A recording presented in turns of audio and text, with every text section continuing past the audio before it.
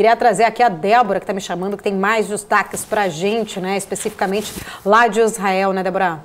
Exatamente. Viu, Paula? Na verdade, houve uma boa notícia, que é o cessar-fogo e Israel reabrindo as passagens de fronteira para Gaza nessa segunda-feira após um cessar-fogo. Inclusive, essa plaquinha aqui fica exatamente nesse ponto de passagem, é essa fronteira onde tem ali entre a faixa de Gaza e a cidade de Erez, onde a população de lá da faixa de Gaza consegue migrar, consegue trabalhar, ir a médico, enfim, a voltar essa rotina normal. E o que acontece, né? Segunda-feira, depois do cessar-fogo, que foi mediado pelo Egito com o grupo militante Jihad Islâmica, que encerrou os mais sérios combates em torno desse volátil enclave aí palestino em mais de um ano, Paula, porque pelo menos 44 pessoas, no final das contas, incluindo 15 crianças, foram mortas em 56 horas de uma baita violência e uma troca de artilharia pesada, né, entre Israel e a Palestina, entre, no caso, a faixa de Gaza. Começou quando esses ataques aéreos, inclusive, né, israelenses, atingiram um alto comandante da Jihad Islâmica.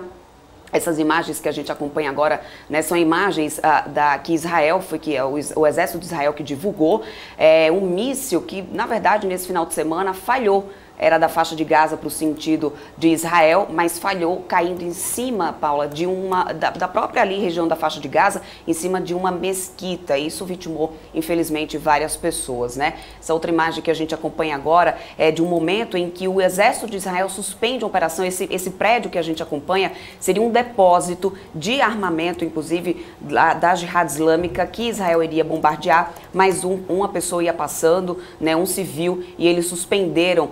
No momento em que detectaram esse civil passando, suspenderam então o bombardeio. Mais imagens aí dos mísseis que foram disparados e que, na verdade, o que falhou, né, vindo da faixa de Gaza ali para Israel nessa ação, né? Israel disse que, inclusive, essa ação foi uma operação preventiva, eles continuam defendendo isso, contra esse ataque planejado do grupo apoiado pelo Irã, né, que é a Jihad Islâmica. Centenas de pessoas ficaram feridas, como eu atualizei para vocês, casas foram destruídas na faixa de Gaza, militantes palestinos dispararam mais de 1000 foguetes contra Israel somente nessas 54 horas, fazendo, claro, com que moradores da área, tanto do sul como da grande cidade, incluindo Tel Aviv, fossem para abrigos, né, antibomba.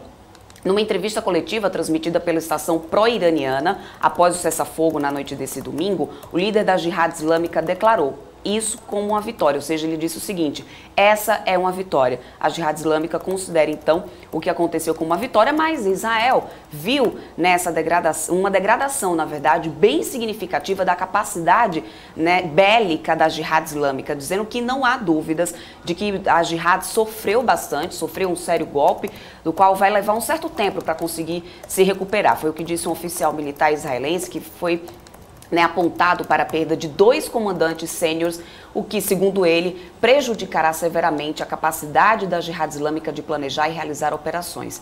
Consciente desse perigo e da escalada desse conflito, Israel teve o cuidado de se concentrar, segundo, né, o Ministério da Defesa israelense, nos alvos da Jihad Islâmica para poder evitar atrair o Hamas. Hamas, que é o grupo terrorista, né, na verdade, que domina ali, que governa a faixa de Gaza.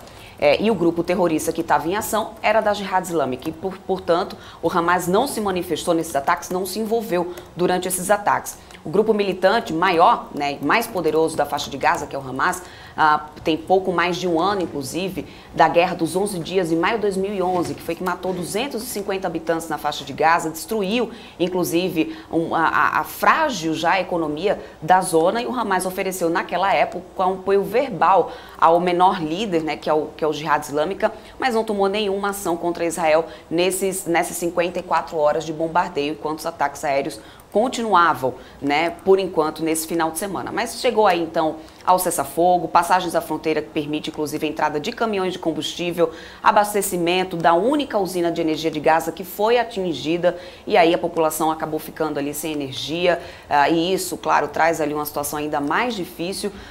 Por horas e horas, eles vão tentar recuperar isso agora nas próximas horas, por enquanto. Então tá ali o cessar-fogo, foi negociado através do Egito, o Egito que garantiu, né, a Jihad Islâmica que ia tentar já a soltura dos prisioneiros que foram feitos durante esses dias, viu, Paula? Por enquanto a gente vai acompanhando esse cessar-fogo.